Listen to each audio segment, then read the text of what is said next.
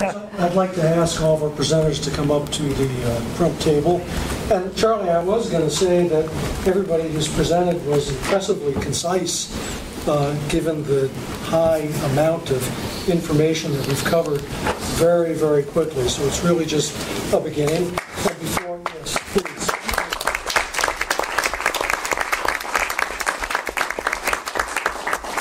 And before we open it for discussion, as we have at the others of these sessions that we've held, I just want to point out that we've covered a number of regional topics and issues so far during the preceding year or so on food systems, housing, placemaking, the demographic dynamics of in-migration and immigration to the region, which are very important, and that those issues, along with what we've covered today, are eventually a little over a year from now going to be rolled up and served back to the regional network that's been building as part of the Sustain Southern Maine initiative to think about what are we going to do as a region, what can we do, what is the commitment then to pursue some of these things. I just want to note that one of the co-chairs, is Jerry still here? Looking around, is in the back. One of the co-chairs of the Sustain Southern Maine partnership, Jerry Milroy, the planning director of Kittery, Maine, is here in the audience today, as well as other members of the partnership group that I've mentioned.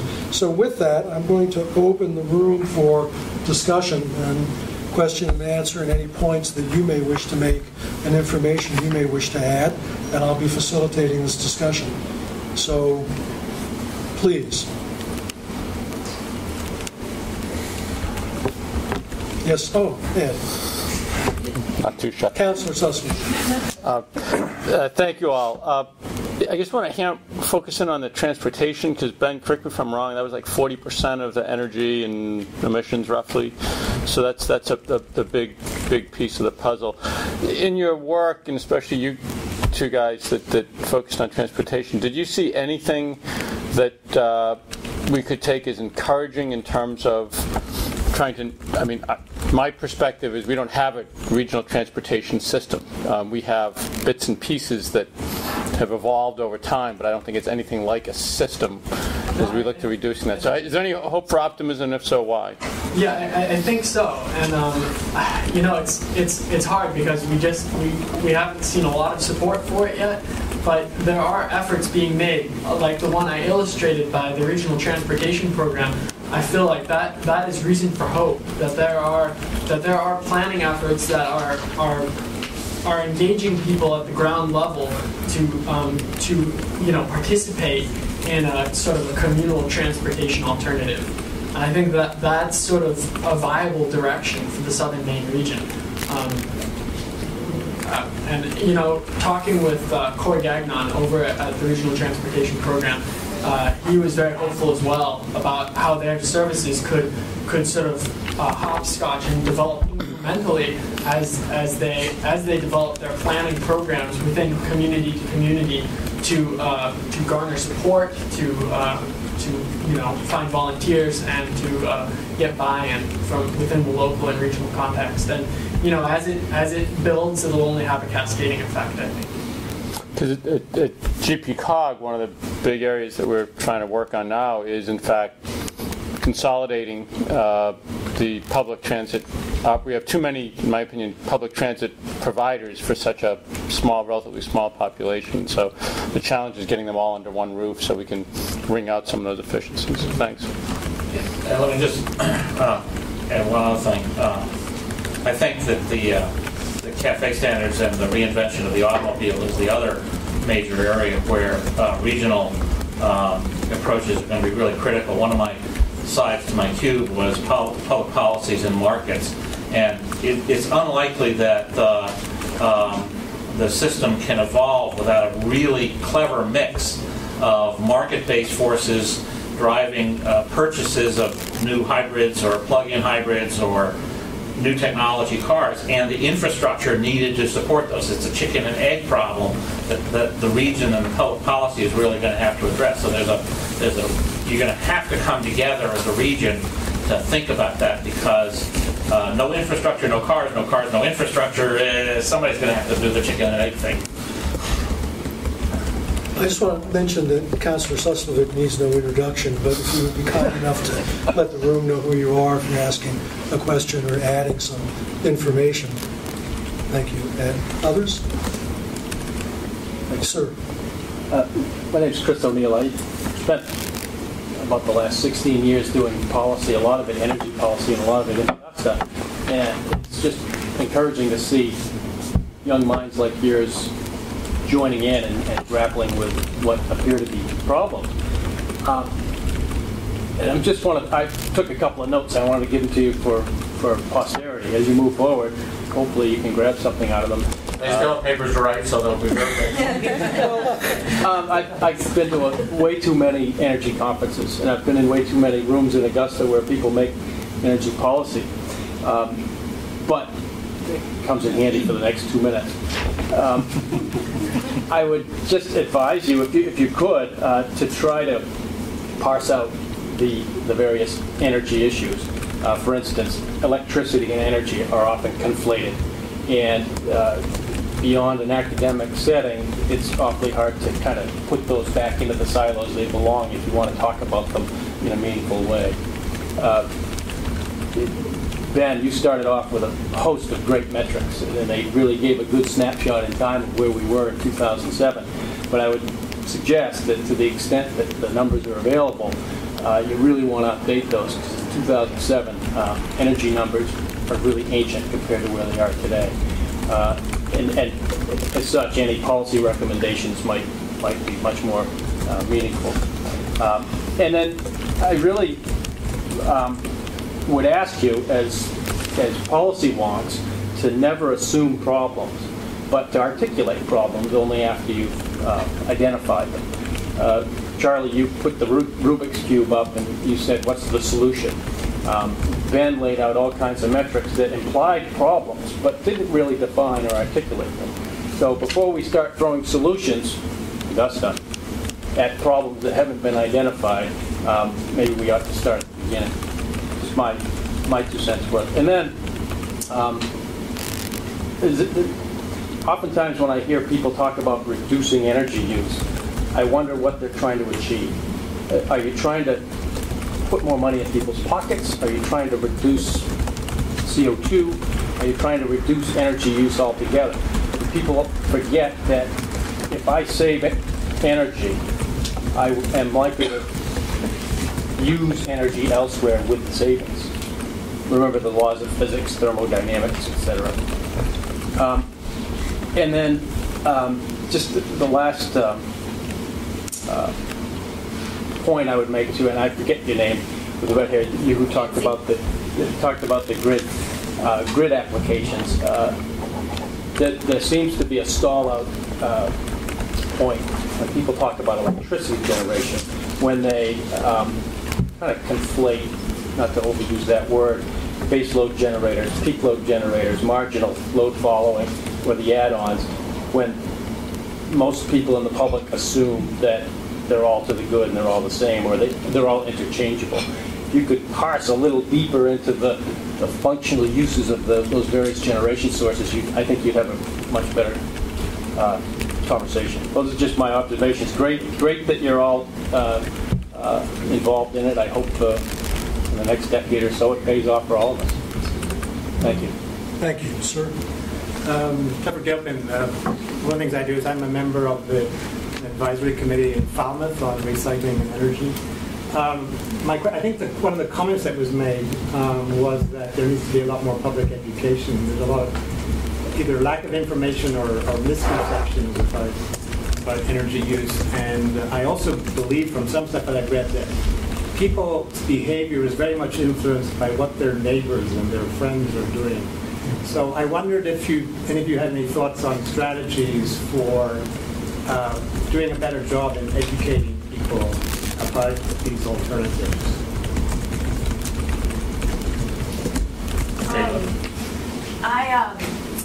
I spoke with Sue at Windependence. I don't know if she's here today. And they're really trying to educate members, people living in Maine, about wind energy. And one way that they're doing that is webinars. So people in rural Maine can log in and through technology learn more about what's available. And I know that's not a great option for everyone. Not everyone's computer savvy or comfortable with computers, but that's one way to reach out to other parts of Maine and your community about what's available. I think she said they have something like 20 fact sheets. Just having facts on your website or on a town website. If this is what's available as far as what we allow with our zoning. These are maybe some workshops that we have happening. I think just planning things, planning events, maybe offering some free food, and inviting people to come and learn more about it would be helpful, because I did kind of through my research learn that unfortunately when a bunch of people see a wind turbine not spinning, they think, oh, it must not work, so even one more reason not to invest in that. And I think we do have to make more of an effort to get that information out there, and by holding holding a town meeting or putting information on websites or making calls in a small area, just saying, hey, I'm looking into this and I just saw that this incentive's available for this size roof, and I saw that you qualified, maybe you'd be interested. Doing things like that, connecting with other people on that small scale might be helpful. Those are some personal ideas. I don't know if Charlie has some others. Yeah, other comments from the panel?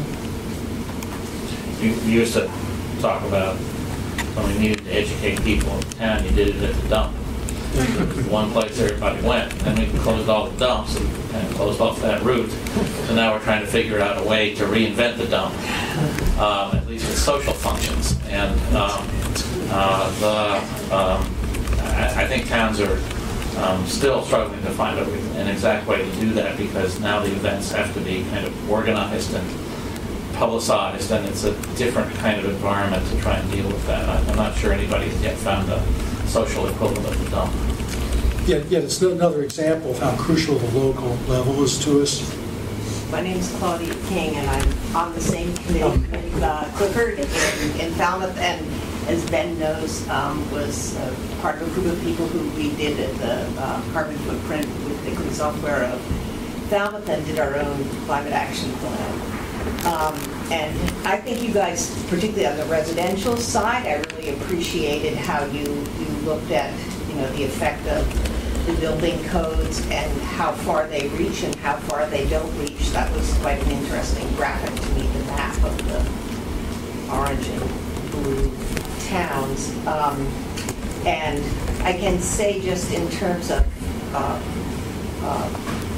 educating people, that there is an aspect of green sneakers that has been helpful at the local level using this peer-to-peer model, and they've had sort of warm house parties where you have an individual who has done an energy audit and put some efficiencies in place, and then you invite neighbors in, where people who local insulating companies, et cetera, know are on the cusp of making a change. And the Green Sneakers folks have said that has been an effective way to encourage folks to take the next step. That's been one of the most effective ways. One thing I want to ask about, I can't remember, I can't remember your name, but talking about buildings and efficiency, someone used the phrase aspirational building codes. And I know in our town, we're looking at talking to the code enforcement guy about water heaters in homes, because that's a significant source of energy use. And I don't know how that'll go. But I'm curious, can someone say a little bit more about aspirational building codes? Are they in use anywhere? Who uses them? What do you know? As far as I know, nobody, my name is Abe, by the way, nobody is using them. I think that was just an idea we had in our group.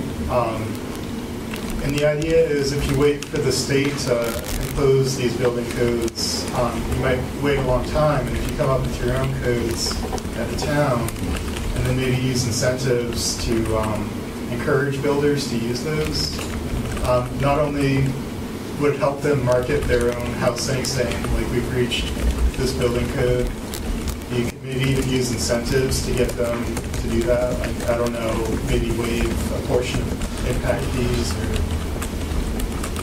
the idea has been used in zoning for a long time, but point systems, performance zoning systems. It's not used in Maine much. You mentioned peer-to-peer exchanges, and let me just make a plug that this whole Sustain Southern Maine partnership is a beyond single town, peer-to-peer kind of exchange. Is Falmouth a member of the partnership? Yes? No? So you need to talk to your council there. Ed, you had something else? Well, I was just going to say that on the building code thing, I mean, the whole idea about the uniform building code, I mean, that the push that finally got it there actually came from trying to promote historic preservation. We discovered that you couldn't have a historic preservation code because you didn't have an underlying state building code to overlay it on. So that's where the whole idea was to create one uniform building code. And, you know, a lot of the towns in the Maine Municipal Association have resisted, A, because it's, you know, not local control to have a statewide building code, plus the challenge of enforcing in the small towns. But to the point about peer-to-peer, I mean, I think you folks in Falmouth, in a sort of a very perverse way, did a great job when you had your village idiot promote a referendum on transit. But it worked. I mean, you galvanized the community, and Friends of the Falmouth Flyer went out and knocked on doors. And you had a great discussion in your community about the value of public transit, of being part of something bigger than just the town of Falmouth. And so, I mean, in a weird way, I guess we all owe Michael Doyle a vote of thanks. He got the conversation going. But I think that worked, though. I mean, you guys beat it back 2-1. Let me just comment on the aspirational building codes. You're actually, you asked if anybody uses them. Well, you're actually in a building that is built to an aspirational building code. This is a gold LEED certified building. The LEED program from the U.S. Green Buildings Council is an aspirational building code. The idea is, instead of setting floors, set ceilings. And use the building code to get people to build up to a ceiling rather than just clear a floor. The Green Building Council program for LEED, or Leadership in Environment and Energy Development, something like that. It says design. Yeah, it says so on the sign up there, I guess, every day. But the whole idea there is to get people to aspire to do better.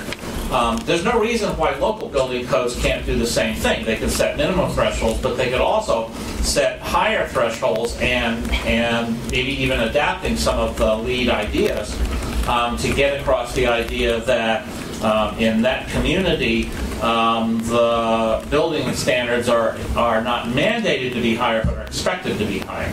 And so the notion of an aspirational building code is simply to turn the building code idea from a minimum threshold that everybody feels threatened by to an achievable but much higher threshold that people can aspire to. Each of you gentlemen, first you, sir. I'm Paul McGowan. I'm a new member of the legislature.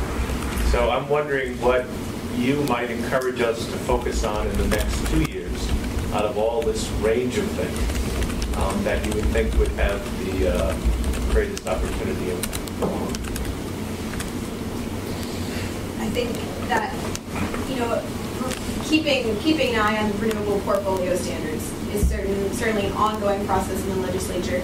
I know last session there had been some talk about perhaps disbanding the requirements for renewable energy. So that's an ongoing thing. I'm not sure what the discussion will be this session, but I think challenging Maine to really better itself in terms of sustainable sources of electricity that are sold within Maine is definitely worthwhile.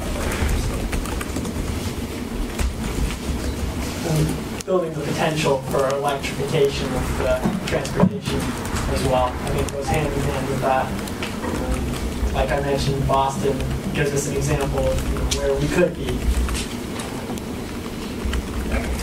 Yeah, I'm not even sure the State House has a recharging system. There must be a plug somewhere. I would add, I think there will be a discussion, whether you want it or not, about the renewable portfolio standard. The role of renewables, local and imported, is going to be critical. The future role of natural gas, I think, will be on the agenda for you, particularly as it comes up from the Middle Atlantic states rather than come down from Canada. The other area that I think that the legislature needs to grapple with is efficiency Maine and how to make it more how to make that general idea of charging energy consumers a little more in order to provide a fund of capital to save a little more. Brian mentioned fee-based, which is an idea that's been widely used in Europe. That's essentially what you're doing is a fee-based. And Energy Efficiency Maine has shown itself to be a pretty good organization at running that within a narrow confine. Opportunities to expand that idea, given Efficiency Maine, given that you've already got an organization to do that, I think represents a pretty significant opportunity for me. And also, not to be remiss in skipping this, although it's largely a local, responsibility, our settlement patterns, where we live and work, has a big impact on all of this smart growth. Representative McGowan, could you tell us who you represent, if you don't mind? District 149, which is part of Wells, all of Algonquin, part of York, and part of Kittery. Thank you for coming up today. Sir, you are next. Yeah, my name is Stephen Kosak, and I have an auto repair shop in Kittery, and also I'm on the Kittery Economic Development Committee and the York Energy Committee. So I can see, excuse me, firsthand with my workforce how convenience is the key thing in their definition of why to use an automobile. The time used, they will literally drive basically from here to Hanford to get their lunch every day in their pickup truck because their peers have pickup trucks and one can walk that distance, but that's not deemed as being convenient. So I applaud your goal to get mass transit. I think it's quite a challenge in a sparsely populated area where convenience is an overriding factor. I had a question about these states that provide, and one of you mentioned their state incentives for a variety of, I think, changes in building design or encouraging people to have more efficient homes. And I'm wondering, as incentives were raised even on the town level, as you build that ceiling, and we grapple with that in York, how do you incentivize people? Where does that money come from, or what is the incentive defined as? Is it monetary? Is it prestige? Are there programs where in a community of businesses which are more green, if you will, or using less energy, have some sort of plaque that they display or qualify for? Because, as you know, especially in Efficiency Maine, identified, we've got a lot of old building stock, and there seems to be no statewide desire to have more efficient buildings. I mean, a building sits around the state for hundreds of years, and if we're not raising the efficiency standard of buildings that's built today to today's level, then we're going to be saddled with those costs for the next century or 2 centuries. So what is working as opposed to,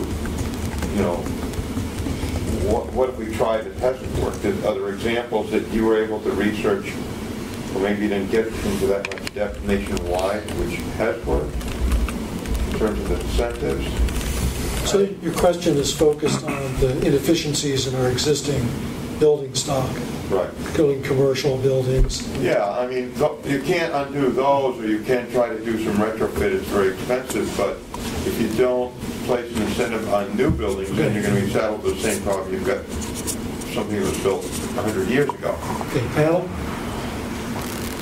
Well, I haven't done a lot of research in other states. The only person I really talked to was with Greater Portland Landmarks. He said the greenest building is the building that's already been built. And he talked a lot about how you can make them more efficient. But really, I don't know how to address your question, I guess. I'd have to defer to you, Charlie. As we often do.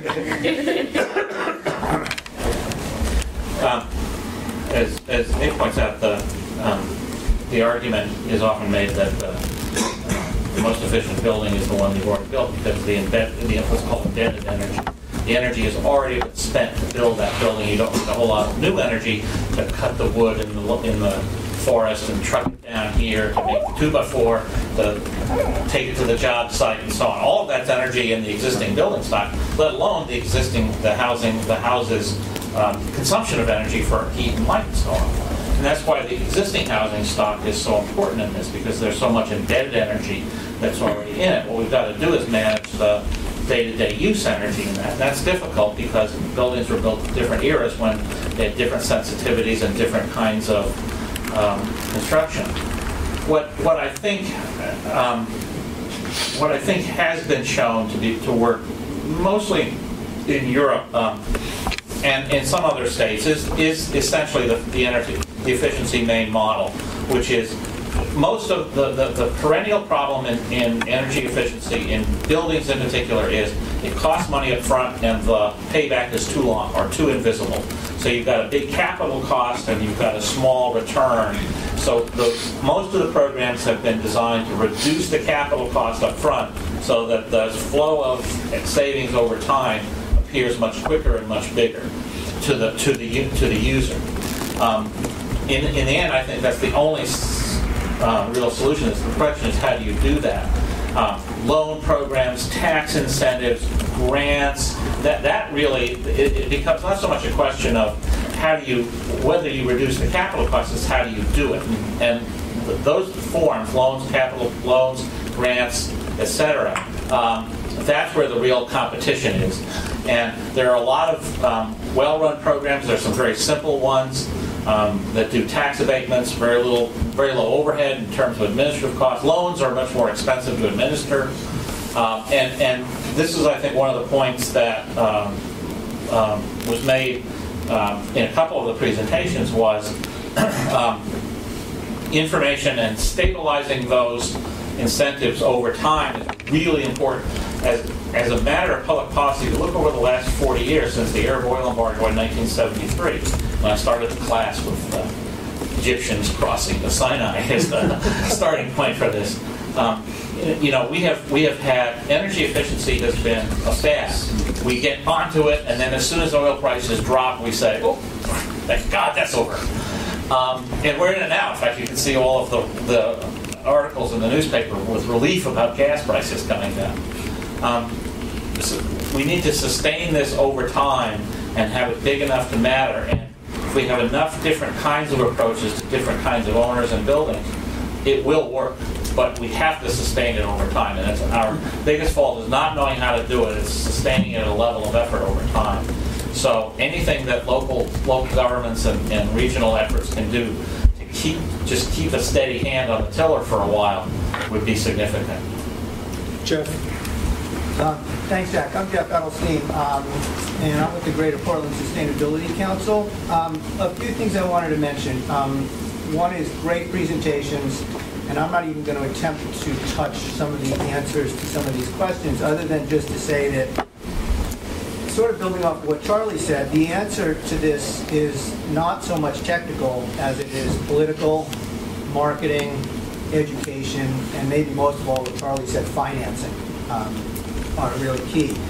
I did want to also mention, and I don't know all the details, but in response to Representative McGowan's question about legislation, and this ties in with financing, my understanding is that the law that was passed, I believe, a couple of years ago for energy corridors in Maine was going to direct 80% of the revenue to the Efficiency Maine Trust, but a law passed by the legislature this past year switched that so that, and this is accurate, I'm not actually sure if it is, either only 10% is left going to Efficiency Maine or none is left going to Efficiency Maine. All that money, or 90% of it, is going to roads. Now, I'm not saying roads are unimportant, but that I have heard is a piece of legislation that if it can be reversed, put a lot more money back into Efficiency Maine. The third thing I wanted to mention is just kind of a different take on all this, which is, I think it's very true, we face some real challenges around transportation here, because of the lack of density. On the other hand, we have more density in this region, I think, in terms of our innovation economy and some of our businesses and our intellectual capital working on renewable energy and exporting that around the country and around the world, developing wind power, tidal power, other renewable energy. So in some ways, while it doesn't help us with our own carbon footprint, our renewable energy consulting cluster here in the region could probably return way more benefit in terms of global carbon reduction than anything we can do actually within this region directly. And so that's also something that if the legislature can support things like putting the money into technology bond that got axed, those types of things can make a big difference, I think, for these issues. Thank you, Jeff. Tex? I got a fairly simple question for Nancy, I think, but I want to meander around before I get there. Are you a planner? Yeah. So I think that thing about decentralization is very important.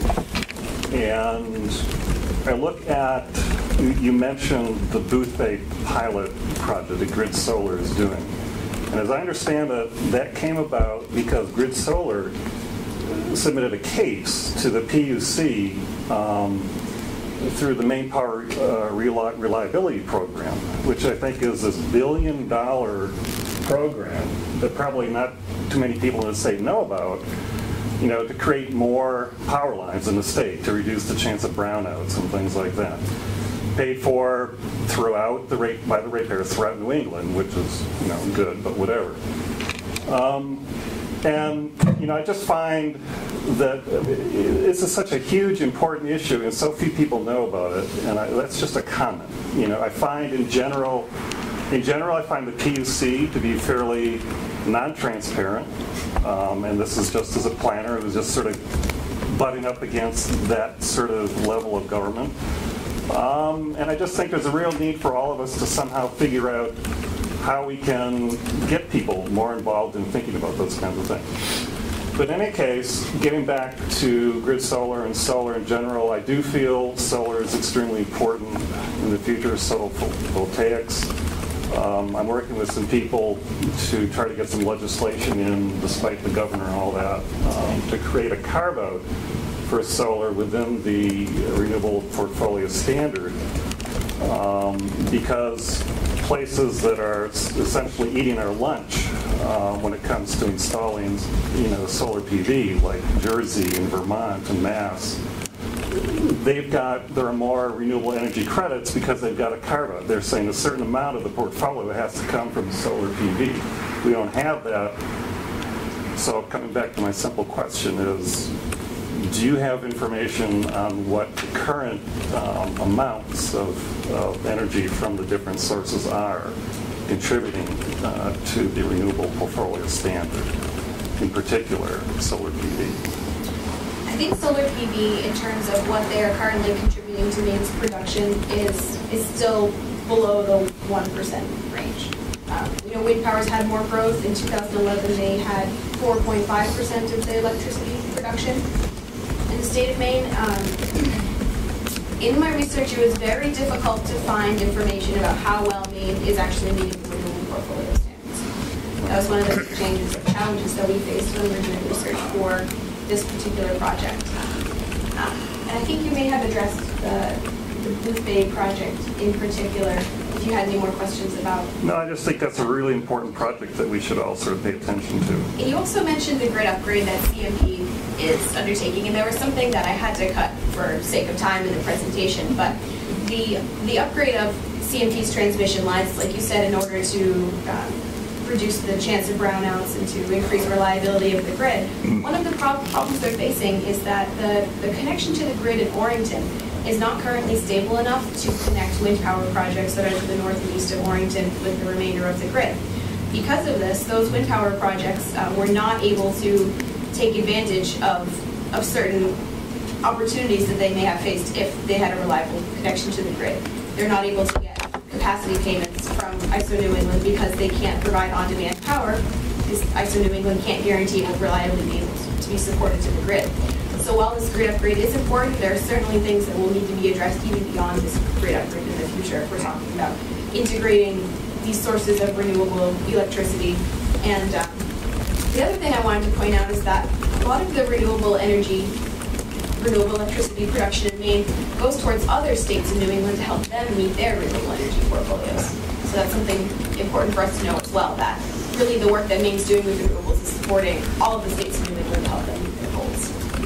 And I'm sorry I don't have any more specific numbers for you. Let's mention two things. First, the Maine Power Reliability project was basically put in place because Maine did not meet the 2003 federal statute on power reliability, and we were way, way behind. So that was the impetus for that project. Secondly, we know solar is really small overall. Well, I actually went looking for the number you're talking about, which is solar as a percentage of renewables sold into the grid, and I couldn't find it. It's the net metering that Caitlin talked about. That's where they show up into the grid.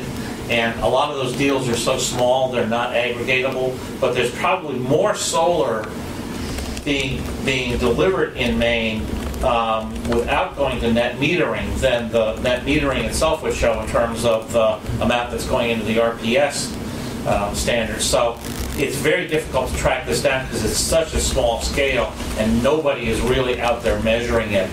We measure stuff at scale because it's in the grid.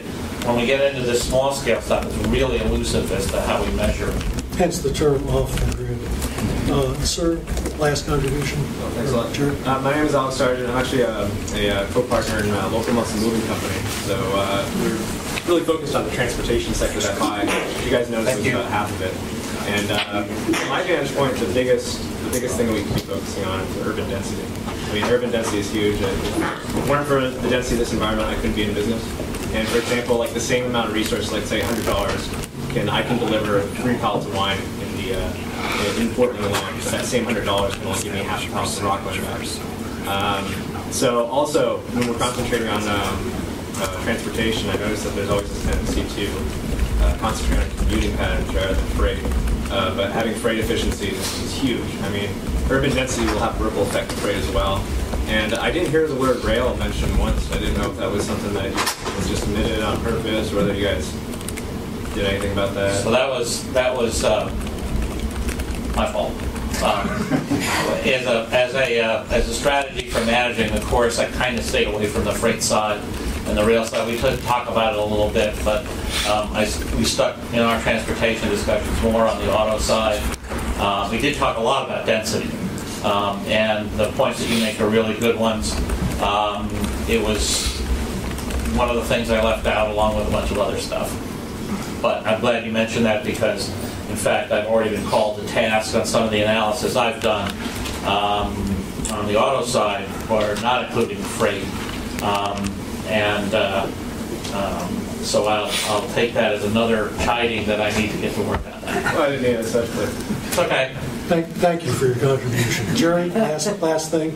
I guess I was going to ask the panel, in terms of dealing with transportation and energy and sustainability, how do you see that linked to land use policy? And if there is a link to that, what would you, let's say, advise the legislature to deal with that issue in the context of dealing with fundamental issues about sustainability and energy? Well, I think that the point of the part about dealing with transit is the fact that there isn't a policy you can implement to make people drive less.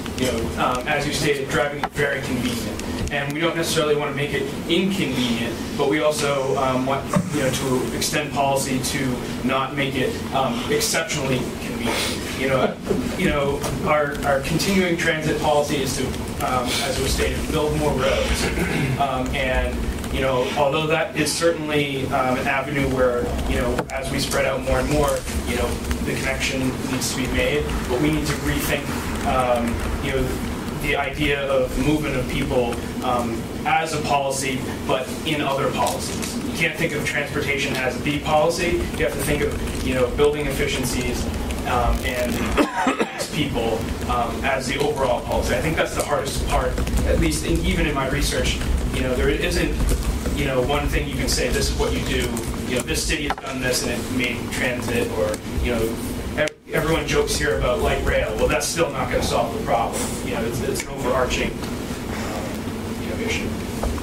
A quick comment. Yeah, I'm a part of one of the groups here.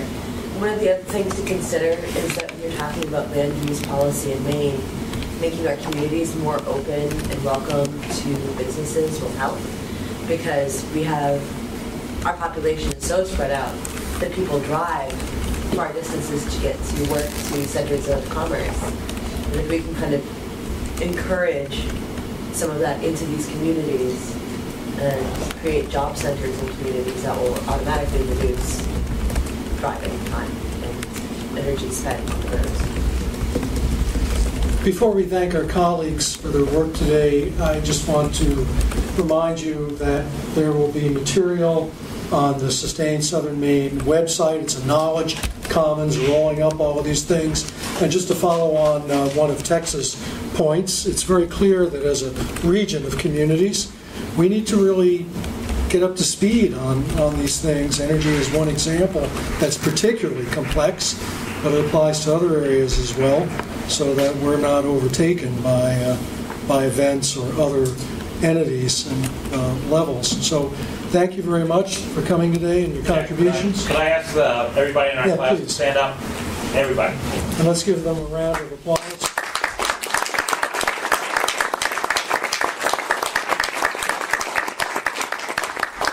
And I'm sure they'll be happy to speak with you for a few more minutes. They have to do course evaluation, so hang on.